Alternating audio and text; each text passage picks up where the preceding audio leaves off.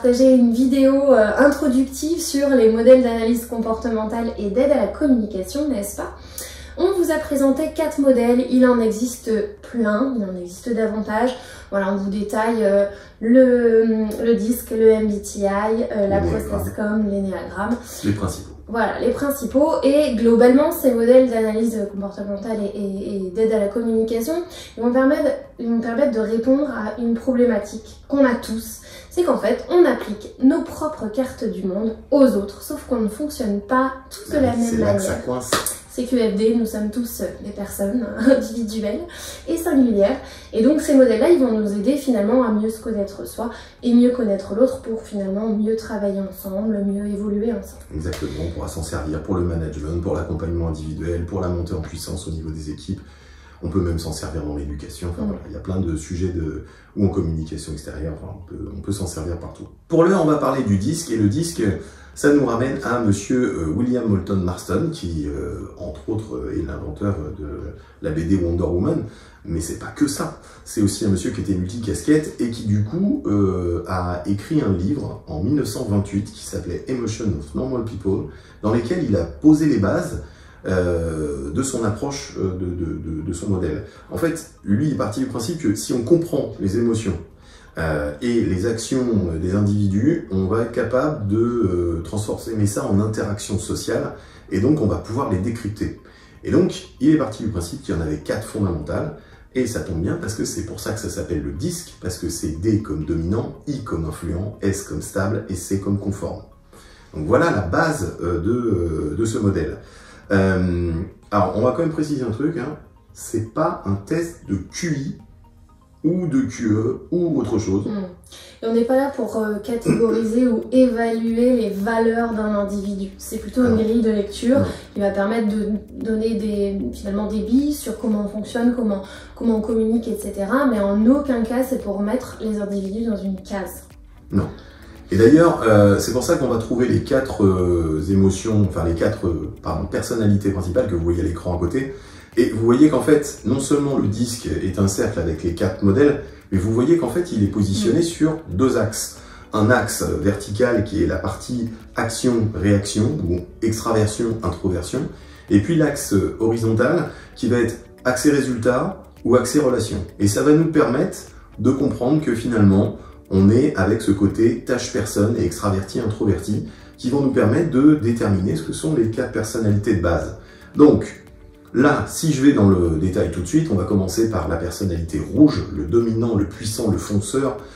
Donc ça, c'est la personnalité qu'on appelle le dominant et qui, elle, va être une personnalité qui déborde d'énergie, voilà, est toujours dans l'action, en mouvement, est tourné vers l'avenir, c'est quelqu'un qui aime les challenges, qui est dans la dynamique, et c'est un extraverti qui n'hésite pas à s'exprimer et utiliser son ego, en fait. Voilà, en gros, c'est un dominant, hein, voilà, c'est d'où le terme. Hein. Sur chacune des personnalités, on va trouver 4 aspects dans le modèle Marston. Donc, les moteurs, les besoins fondamentaux, les émotions dominantes et bien sûr les facteurs de stress. Alors, les moteurs de la personnalité dominante, ça va être le défi, le challenge, la compétition et le contrôle. Ah oui, parce qu'en plus, on contrôle. C'est quelqu'un qui va avoir, en besoins fondamentaux, décider, avoir de l'autonomie, des responsabilités. C'est quelqu'un qui aime bien se mettre en avant, en fait. Dans les émotions dominantes, on va avoir le détachement, la colère, l'humiliation, la fierté. C'est quelqu'un qui est souvent dans un rapport de force. Voilà. Beaucoup de rapports de force. D'ailleurs, ça lui permet de se sentir un peu vivant quand il le fait. Hein. Et on va avoir des facteurs de stress que sont l'inaction, la lenteur et l'indécision. En gros, quand il se passe rien, ça le rend ma boule. Voilà. Ouais, c'est un fonceur, tu vois. Voilà, il faut qu'il bouge. Okay. On va avoir une deuxième personnalité qu'on appelle l'influent. L'influent, là, c'est jaune, c'est présent, sûr de lui. C'est quelqu'un qui est optimiste, positif et social, qui est d'ailleurs c'est un peu le bout en train du groupe. Hein. Quelqu'un qui aime bien en fait attirer la sympathie à lui. Et d'ailleurs, c'est quelqu'un d'original, créatif et qui lance des idées, des projets. Alors il va pas toujours au bout, ça c'est la problématique de la personnalité. Mais c'est quelqu'un qui adore l'influence. En fait, il parle beaucoup, il pose des questions, il répond. Et d'ailleurs, même quand on ne lui a pas demandé, il répond aux questions. C'est quelqu'un qui, en fait, aime beaucoup être dans l'influence. Dans ses moteurs, on va trouver, bien sûr, l'influence, avec un truc qu'on en parle, convaincre et fédérer. Parce qu'en fait, son truc à lui, c'est pas d'imposer. Il veut que les gens viennent à lui. Dans les besoins fondamentaux, d'ailleurs, il y a ce besoin d'être impliqué dans les sujets, d'obtenir l'assentiment de son entourage et d'être aimé et reconnu. C'est quelqu'un qui a besoin en fait qu'on s'occupe de lui, qu'on le reconnaît.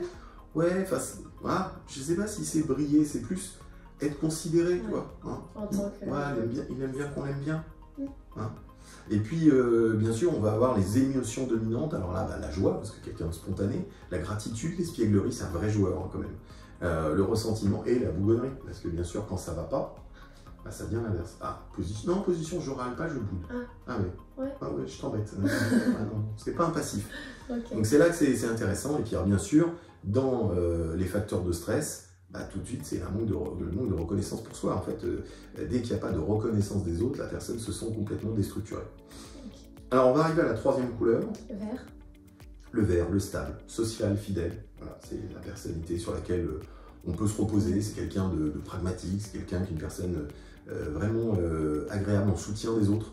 Toujours prêt à filer un coup de main, c'est une personne assez empathique, oui, loyal, empathique, plutôt coopératif, mais plutôt patient et modeste. C'est en fait quelqu'un qui n'aime pas être en premier rang, donc c'est agréable de bosser avec lui, surtout quand on est sur les deux premières couleurs, là, parce que tu imagines qu'on peut... Ah bah oui, c'est quelqu'un qui va venir en soutien, donc ça c'est agréable. Dans les moteurs, on va trouver le conseil, l'aide, l'accompagnement, le fait de se sentir utile, les besoins fondamentaux, le besoin d'être accepté des autres et surtout d'entretenir des relations qui sont harmonieuses et personnalisées. On va retrouver beaucoup d'empathie dans la manière de faire les choses. Enfin, vraiment, c'est une personnalité qui est vraiment indispensable au groupe dans la mesure où elle est un peu le ciment social. Okay. Dans les émotions dominantes, on va trouver la bonté, la joie, bien sûr de l'autre côté, la tristesse, la culpabilité, l'ennui. C'est quelqu'un qui est beaucoup dans les émotions, qui est facilement instrumentalisable. Voilà, c'est beaucoup d'émotions, donc beaucoup de capacité à souffrir des situations aussi. Okay. Dans les facteurs clés de stress, on va trouver d'ailleurs les changements d'environnement, l'accélération trop. En fait, il n'aime pas être bougé, il n'aime pas être secoué. Bien sûr, il est capable de bouger, mais pas quand c'est violent ou voilà, quand c'est pas accompagné, c'est compliqué. Dernière personnalité, le consciencieux, bleu, voilà. Donc attentif et méticuleux. On va tomber sur quelqu'un, alors c'est le cartésien de la bande. Okay.